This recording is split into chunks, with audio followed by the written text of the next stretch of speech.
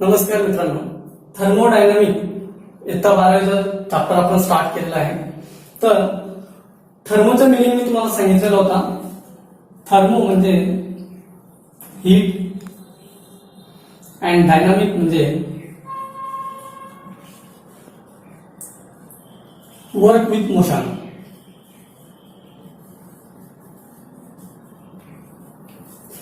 आता या चॅप्टरमध्ये आपण साधारण 2 लेक्चर आपण याच्या आधी बघितलेले आहेत. तर heat, work with heat, heat is work, अशा पद्धतीने आपण रिएक्शन्स या चॅप्टरमध्ये स्टडी करतो. म्हणजे हीट एनर्जीच्या पासून वर्क जे कन्वर्ट होतं, 100% इफिशियन्सी असलेलं वर्क जे कन्वर्ट होतं, अशा रिएक्शन आपण या थर्मोडायनामिक या चॅप्टरमध्ये स्टडी करतो. तर आजच्या टॉपिकमध्ये आपण प्रोसेस अँड इट्स टाईप म्हणजे थर्मोडायनामिकचा प्रोसेस आपण स्टडी करणार आहे.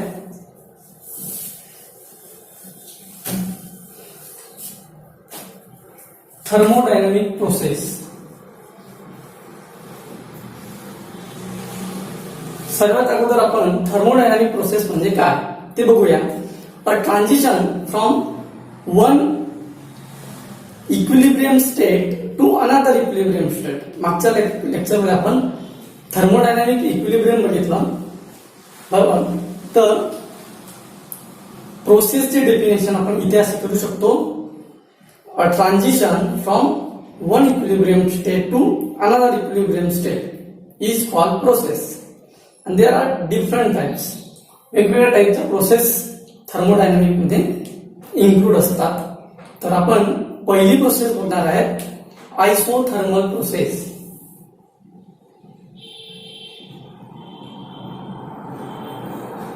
Isothermal process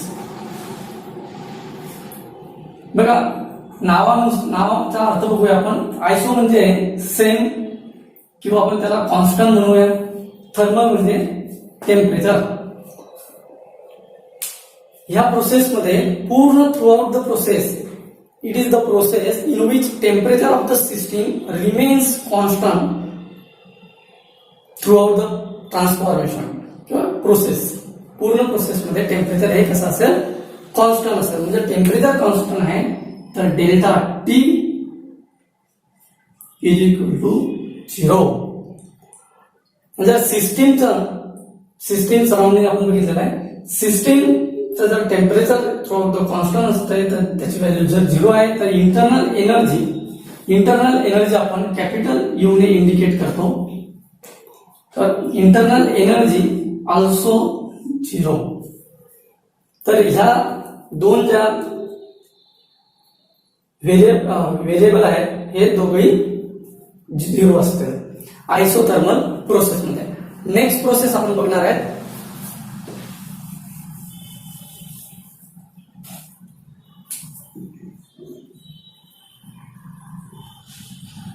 isobaric process.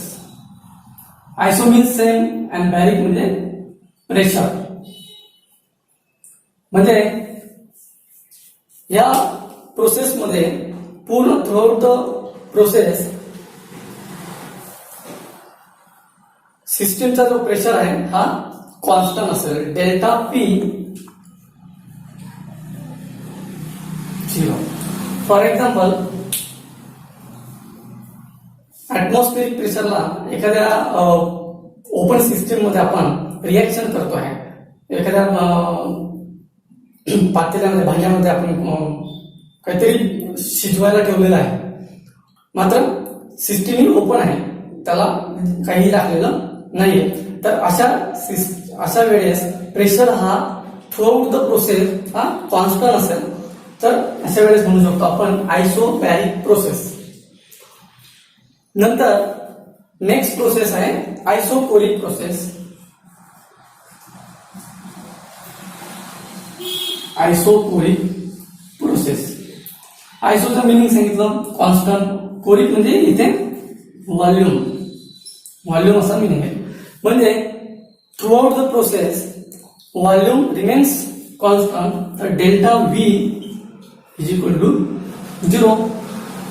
आता इथे थोड्या वेळापूर्वी मी आयसोबॅरिक प्रोसेसमध्ये तुम्हाला एक्झाम्पल सांगितलं, ओपन सिस्टीम घेतली आपण, म्हणजे एखाद्या पातेल्यामध्ये काहीतरी शिजवायला ठेवलेलं आहे, त्याला हीट एनर्जी दिली जाते, त्या सिस्टीमला हीट एनर्जी दिली जाते, आणि अशा वेळेस तिथे ऍटमॉस्फेरिक प्रेशर हा कॉन्स्टंट आहे, तर आपण त्याला आयसोबॅरिक प्रोसेस म्हणतो.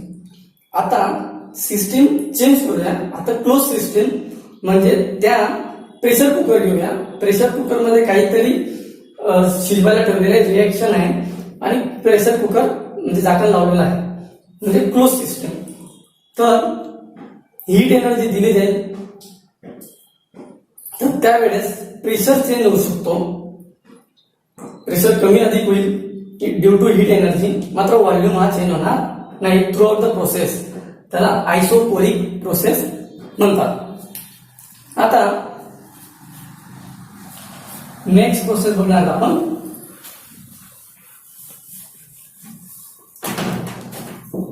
Adiabatic process.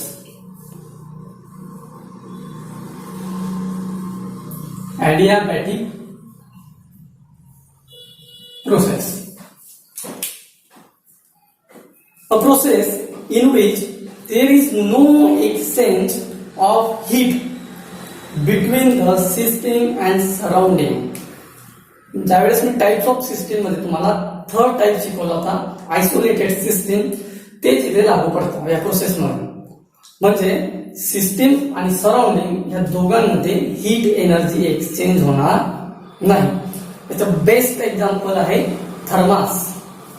ॲडियाबॅटिकचं पण एक्झाम्पल आहे थर्मास. आपण थर्मास मध्ये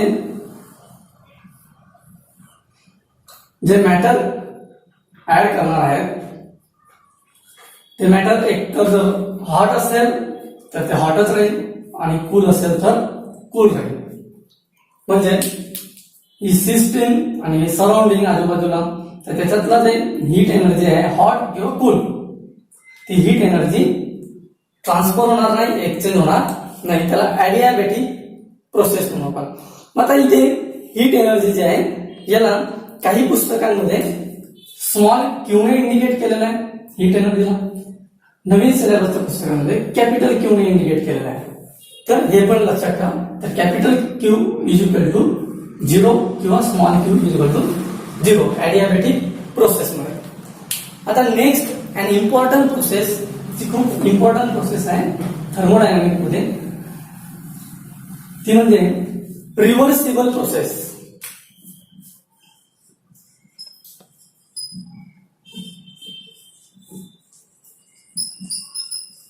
रिव्हर्सिबल प्रोसेस. आता नावातच रिव्हर्सिबल प्रोसेस आहे आणि त्याच्या विरुद्ध इरिव्हर्सिबल प्रोसेस असतात. बरोबर. मी डेफिनेशन सांगण्याच्या आधी तुम्हाला रिव्हर्सिबल प्रोसेस आणि इरिव्हर्सिबल प्रोसेस हा काय विषय आहे थोडक्यात तुम्हाला समजून जाईल. आता तुम्ही जे माझं लेक्चर बघताय, व्हिडिओ लेक्चर जे ऑनलाईन तुम्ही बघणार आहे युट्यूबवर, तर हे लेक्चर तुम्ही मागे पुढे करू शकता. त्याला पाहिजे त्या सेकंदाला, पाहिजे त्या मिनिटाला तुम्ही ते लेक्चर मागे पुढे करून बघू शकता. त्याला आपण रिव्हर्सिबल प्रोसेस म्हणूया. आणि इरिव्हर्सिबल प्रोसेस म्हणजे काय? समजा हे लेक्चर मी लाईव्ह कंडक्ट करतो आहे, तर लाईव्ह लेक्चर मध्ये मी 5व्या मिनिटाला काय बोललो आहे, 10व्या मिनिटाला काय बोललो आहे, हे नंतर जो अर्धा तास लेट जॉईन होईल त्याला समजणार नाही. म्हणजे लाईव्ह लेक्चर मध्ये एकदा बोललेलं हे रेकॉर्ड होत नाही, तर ते होईल इरिव्हर्सिबल प्रोसेस. त्याच पद्धतीने रिव्हर्सिबल प्रोसेस आणि इरिव्हर्सिबल प्रोसेस इथे आहे. मग थर्मोडायनामिक मध्ये रिव्हर्सिबल प्रोसेस समजून घेण्यासाठी आपण इथे एक डायग्राम काढणार आहे, एक सिस्टीम कन्सिडर करणार आहे. ती सिस्टीम म्हणजे आपण इनक्लोज असा सिलेंडर घेणार आहे आणि या इनक्लोज सिलेंडरला पिस्टन लावणार आहे. तो असेल मुव्हेबल पिस्टन. मुव्हेबल पिस्टन असेल आणि या सिस्टीम मध्ये गॅस आहे. आता रिव्हर्सिबल प्रोसेस समजून घेऊया. हा मुव्हेबल पिस्टन असल्यामुळे इथे समजा मी 1 kg असं वेट ठेवलं, नंतर अजून वेट ठेवलं, तर सुरुवातीला ज्यावेळेस मी 1 kg वेट ठेवणार आहे त्यावेळेस साधारण व्हॉल्यूम जो आहे V1 पासून एवढा चेंज होईल. नंतर परत वेट ठेवलं तर व्हॉल्यूम परत चेंज होईल, परत वेट ठेवलं व्हॉल्यूम चेंज होईल. अशा पद्धतीने मी नंबर ऑफ वेट इथे इन्क्रीज करणार आहे आणि इथे व्हॉल्यूम चेंज होऊन साधारण V2 पर्यंत व्हॉल्यूम येईल. इथे इमॅजिनरी लाईन दाखवतोय, म्हणजे हा जो व्हॉल्यूम चेंज झालेला आहे मी number of step by step इथे मेन्शन करतो. स्टेप बाय स्टेप मी वेट ऍड करत गेलो आणि व्हॉल्यूम स्टेप बाय स्टेप हा कॉम्प्रेस होत गेला, म्हणजे डिक्रीज होत चेंज होत गेला व्हॉल्यूम. तर या प्रोसेसमध्ये जो चेंजेस झाला हा चेंज झाला इन्फिनाइट्स मध्ये, म्हणजे हा वर्ड लक्षात ठेवा, इन्फिनाइट्स मध्ये, म्हणजे अत्यंत सूक्ष्म एकदम स्मॉल असा चेंज तिथे स्टेप बाय स्टेप चेंजेस होत जात आहे. याला आपण रिव्हर्सिबल प्रोसेस म्हणू. कारण ज्यावेळेस हा वेट रिमूव्ह केला जाईल, जसंही ज्या पद्धतीने वेट इथे ठेवत गेलो त्या पद्धतीने जसं वेट इथून रिमूव्ह केला जाईल, step by step weight remove केले गेले तर हा V2 वरून व्हॉल्यूम परत अगेन V1 वर येईल. ज्या पद्धतीने इलॅस्टिकचं असतं, स्प्रिंगचं असतं, स्प्रिंगला दाबल्यानंतर फोर्स काढल्यानंतर स्प्रिंग ओरिजिनल पोझिशनला येईल, त्याच पद्धतीने व्हॉल्यूम हा ओरिजिनल पोझिशनला येईल. त्याला आपण रिव्हर्सिबल प्रोसेस म्हणूया. मग इरिव्हर्सिबल काय, तर इरिव्हर्सिबल त्याचा अपोज. समजा वेट मी डायरेक्टली